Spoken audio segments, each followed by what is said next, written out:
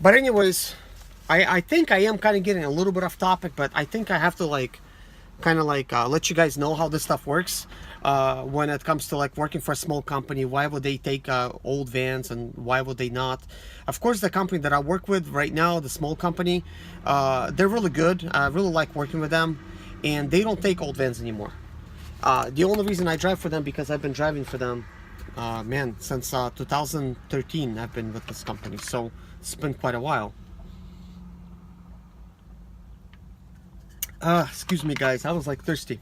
This is actually good coffee, guys. Caramel macchiato, a huge batch of it. Like, I don't know, like I'm just pulling up on Starbucks here, but you know, I couldn't resist that coffee. It's like $4.50 at Walmart, but you get this whole 30-ounce thing of it, you know. I don't know, it's not that cheap, but at the same time it's not bad. It's Starbucks, you know, they overcharge for their coffee, but it tastes good, so it's kind of worth it, I guess. But I don't have any coffee today yet, so like I do need to have some coffee, make my mind think a little bit and wake up. You probably will see in my earlier video I kind of look a little bit kind of like I just woke up, because that's exactly what happened. I just woke up and started messing with my lights in the back. But anyways guys, I was grandfathered in with my old van, and so they don't like the fact that I have an old van. A lot of times they tell me, Serge, you know, when you're gonna get a new van, because you know GM, they don't like you to go to GM's like with own van, because they you know, their customers pretty much, they expect them to use new vans, and they said, we're not going to give you GM loads. they told me this, you know, many times. Sorry, but we can't give you GM loads anymore. We could only give you Ford and some other ones that they have. And I'm like, you know, well, what can I say? You know, you can't, then you can't, you know. I'm like, well, can't you try, you know? But they're like, yeah, we can't do that. But see, the work is so slow right now that I've been taking nothing but GM loads recently, guys. Pretty much a lot of GM loads. So if I didn't have these GM loads, guys, I would have been like, just like not having you work, you know, like at all. Like it just would be like terrible. So yeah, sometimes even I think about upgrading, but you know, just because of the loads. But I don't really want to upgrade my Sprinter, because you know it's paid for, and the insurance is cheap on it, and you know, like, it's just, I'm trying to minimize my expenses, because this is expediting. It could be like 1 week, man, you're killing it. You're just doing all kinds of loads, you know. Like I had like last week, man, I made like, I think like 33 or 3,400 bucks, guys, you know. It's not clean profit. I have to deduct fuel out of it. I have to deduct, you know, all this other good stuff. But still, it was a pretty good week, you know. And now my last week was not that good. I only probably made like 600 bucks. So then you take that 3,300, add 600 to it, you know, or let's say if it's like 3,400. So that's $4,000. So then I averaged about $2,000 a week. And then we don't know what this week is going to be like. Maybe it's going to be good. Maybe it's not. We just don't know. The reason I'm talking about all this, because it's just like whenever you're getting into expediting, you know, if it was easy, everybody would be doing it, and there is a lot of people doing it, and this is why it is not easy. The insurance is getting expensiver every single year. The fuel prices, they're starting to kind of like be more expensive, but you know, it's kind of a competitive market. There's just a lot of us out there that's doing this, and the prices are way low. I'm driving for 80 cents, and several years ago that was frowned upon. Like 80 cents was like, what are you doing? You know, you're working for 80 cents? Are you kidding me? You know, you have to pay all the stuff, and it's like, I know, but at least I'm busy, you know. So I was doing pretty good, and I kind of stuck with my rates. I still keep it 80 cents, and now I'm talking to guys, they're doing like, so I just had a phone call, guys. Yeah, it's something I wanted to kind of talk about, guys. I was like a couple weeks ago, I was in Laredo, and then I was like in Brownsville area and stuff, and I met this one guy. He was a Russian guy. He was an older guy than I was, and he told me, he's like, look how much I got paid for going from such and such an area. It was like a big like 1,900 mile, guys, load. And he says, look how much I got paid. I'm like, okay, you can show me. I said, I'm not going to be jealous. I said, I don't care how much anybody makes. And, you know, I don't look at, you know, somebody else's prices and get jealous of it, you know. He's like, oh, no, you're not going to get jealous because of this. I'm like, oh, okay. So he shows me this load, guys. It's like 1,900 miles. He only got paid like $800 or something for that load. I'm like, what? What is this? It's like, you got paid like less than 50 cents for this load? He's like, yeah. And I think that load was like somewhere from like, I think like Minnesota to somewhere. You know, it didn't really even make any sense. And I'm like, why did you even take this? He's like, well, if I would not take it, most likely I would just be sitting there for weeks. They're not going to find me anything. And I'm like, you know, what company they're working? He named like, I think like 3 companies. Seemed like they were pretty good companies. You know, some Russian companies, some American companies. And basically they're just taking complete advantage of this guy. He's got an older Sprinter like I do, of course, with way less miles. I think his Sprinter got like, I don't know, like a little bit over 200,000 miles.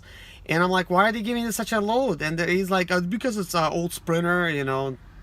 They're just taking complete advantage. I'm like, it does not matter if you got an old Sprinter or if you got a new Sprinter. The load costs the same. You know, when it's on the load board, your company is bidding for it for the same price. If it's a Sprinter load, it's going to be a Sprinter load price.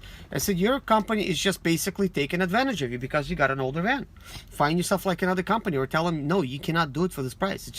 It doesn't make financial sense, guys. I know I made that one video, guys. I took everything into account. It costs us a lot of money to operate, and you're just not going to make any money at those type of prices. I'm going to make another video like this where I'm going to take those numbers and I'm going to stick them right on the screen so you guys could actually take a look at those numbers. And I just went ahead and took averages and stuck them out there, not my prices, because I'm driving for quite less than that, but a lot of people, they're not. They're still making van payments. They're still having breakdowns. They're paying, you know, service and stuff to service their vehicles. So if you're paying somebody to service your vehicles for you, then it's kind of like having a new vehicle. I mean, really. I've spoke to this one guy like several months ago. He had this 2015 Sprinter, and he told me just this year, for this year, he spent $19,000, guys, on service. And I don't know if he's still paying for that Sprinter.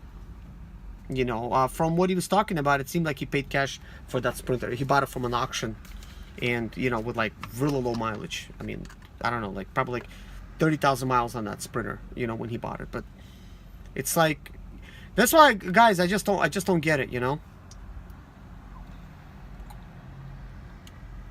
Like, why some of these people are taking loads for 40 and 50 cents? It's not impacting me. It's not probably impacting you, but it's definitely impacting them, and it's impacting some other drivers that are just gonna take, you know, cheap loads. And it's just something I cannot understand, because then why be in this business if you're just gonna get taken advantage of? You're not making any money anyways. It's just like, you know, this is why I feel like I have to talk about this, like in this type of video, because at the end of the day, it's like, why are you doing expediting? Like, why are you trying to get into expediting? Is it because it's a lot of money in it? Well, you're gonna get really quickly surprised that it's not what you thought it was. It's not what people say it is. It's, you know, I'm telling you guys, like, honest truth. I have like no reason to try to hold back and to try to, like, you know, like say like what it's not. It's definitely different for everybody. It is going to be different for me, then it's going to be different for you, and a lot of it has to do with our personality. And are you able to negotiate the right price for yourself? Because some logistics companies, they will take advantage of you just because you cannot negotiate, and they're gonna do it so subtle. Like, it's just gonna be like very small changes. You're not gonna notice this, but you gotta stop it whenever it starts before you even notice it. This is why it's so difficult. And let me make an example. Let's say you get in with the company, you're working for 90 cents, you're saying great, and they're super nice to you, and now they're saying, hey, we got this other load, blah, blah, blah. We could only do 85 cents. And you're thinking, okay, well, 85 cents is 85 cents. You take 85 cents, you take nothing of it. And then you're like, hey, we got this really cheap broker. He's only paying us 80 cents. and then you get for 80 cents. And then next time you're like, hey, I want 80 cents out of this area. He's like, no, sorry, this area we only do 70 cents. They're like, really? Yeah, we only could do 70 cents out of this area. And you're like, okay, I'll take 70 cents. Let's say it's Laredo. And next time you're in Laredo, they're like, how many vans are in Laredo? And then you're like, yeah, there's a lot of vans here. They're like, yeah, to be competitive, we need to do like 60 cents. And better yet, let's just do 55. And then you're like, oh, well, I can't do, maybe can we do 65? Or like, let's do 55. Can we do 65? Or let's just do 55, because you're just going to be sitting there for like several days. You're not going to be able to get out. You're like, okay, I guess I don't want to sit here, and I don't want to deadhead out of there. And guys, this is the way it starts. It starts out slow, and before you know it, now you're working for cheap. And I just made an example of this one company, guys. It happened the same way to me. And then I just said, nope, my price is this. And guess what? And they're like, what do you think? You're in a box truck? I'm like, are you kidding me? I'm asking for 80 cents. You're asking me if I'm in a box truck. It's like, what are you talking about? It's like they start expecting that you take cheap rate. That's how it is. So the company that I work with now, according to the contract, it was 80 cents. And that's how much they said they're going to pay when everybody else was paying $1. So it's kind of like, that they're pretty good. But you're thinking, is it really worth it to work for this 80 cents? Because, guys, every 10 cents you lose, it is $1,000. Seriously. 10 cents loss from a load is $1,000 lost in a month. So I hope that gets you to think. Then you're thinking, well, wait a minute. Why am I driving this old van for 80 cents like I am now if I could be driving for 90 cents in a new van? Exactly, guys. That's how it is. 10 cents is $1,000. And you're going to be thinking, well, how do you figure that? Well, that's because a 1,000-mile load, guys, at 90 cents, you're going to get paid like what? Like $900. 1,000 load at $1, you're going to get paid a full, basically at 1,000 miles, you're gonna get $1,000 basically. So let's say you did that load for like 90 cents. So that means you lost $100. 10 loads like that, which equals to 10,000 miles equivalent. So that not necessarily is gonna be 10 loads. It might be like 20 loads at 500 miles each. So you end up losing on the 500-mile load, you're gonna end up losing at 10 cents, you lose about $50. So 20 loads like that is gonna be about $1,000.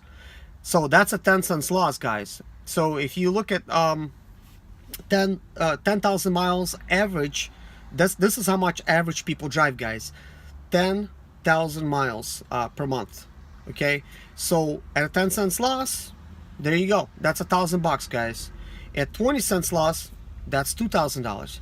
So I actually got some friends that are still driving for 90 cents, $1. Some of them driving for like $1.05, and every once in a while they get loads for like $1.10 and $1.15, and that's because they know how to negotiate. They drive new vehicle, they know what they're worth, and they basically say what it is. So if you're thinking, well, why aren't you doing that? Why can't you sell your old vans, the ones that you have, and get yourself a new van and do the same thing? Buy yourself a new van and just do that. The only reason I don't do that is because I'm not actually like doing this like long term. I am, and then I'm not. I know it doesn't make any sense.